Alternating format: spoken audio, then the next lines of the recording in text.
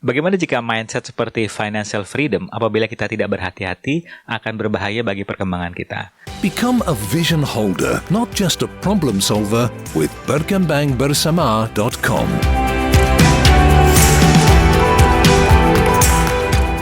Perkenalkan, nama saya Rahmat Barus MBA, saya seorang Master Praktisi Neurolinguistic Programming, penulis buku 4 Langkah Mudah Hidup Semakin Berlimpah, serta podcaster di Berkembang Bersama yang pernah menduduki peringkat ke-4 di Apple Podcast. Ketika saya awal-awal terjun ke bisnis dan kemudian saya dihadapkan kepada sebuah pemikiran bahwa seru nih kalau bisa mempunyai sebuah kondisi bernama financial freedom, saya memutuskan untuk mencari seminar-seminar yang membantu saya untuk mencapai hal tersebut.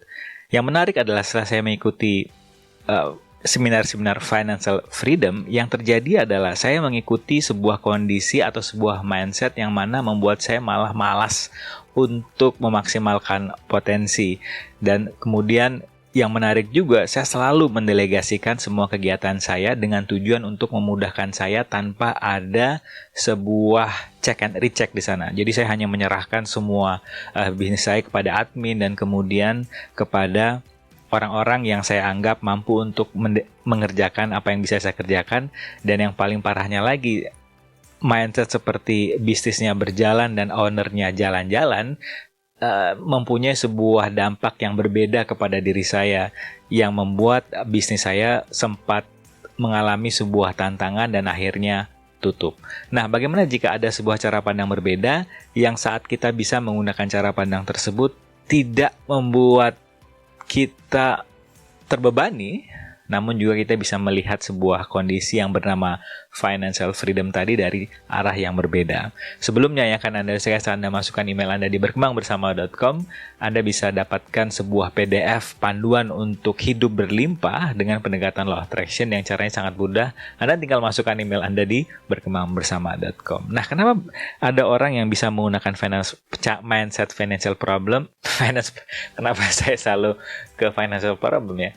Nah, bagaimana jika ada orang-orang yang menggunakan mindset financial freedom dan bisa berkembang, namun ada juga yang menggunakan mindset financial freedom, namun mereka jalan di tempat seperti saya. Apa yang terjadi?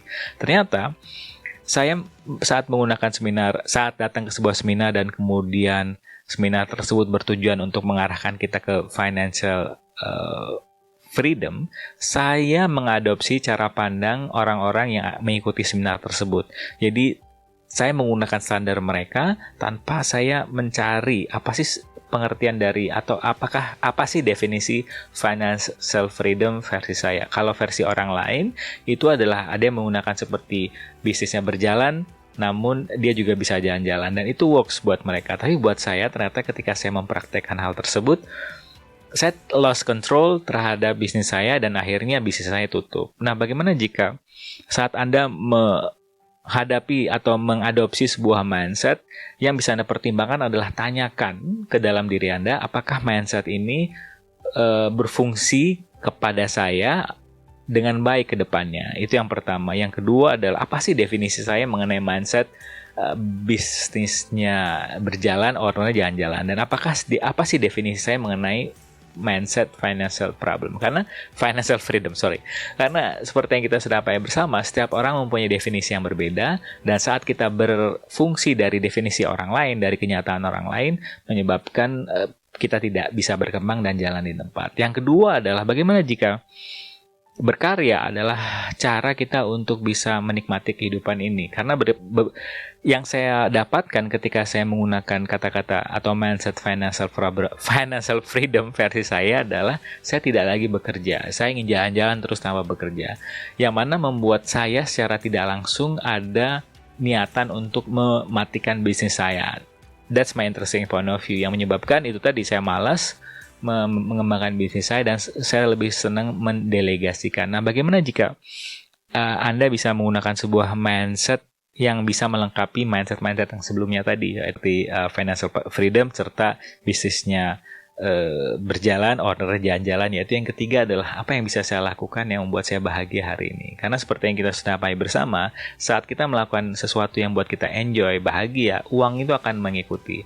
Nah, dengan melengkapi mindset yang dua tadi dengan mindset yang terakhir ini, harapannya adalah walaupun Anda belum menyampai ke sebuah kondisi financial freedom tadi yang bisa dibilang kadang orang melakukan action dari arah dia takut. Gimana ya?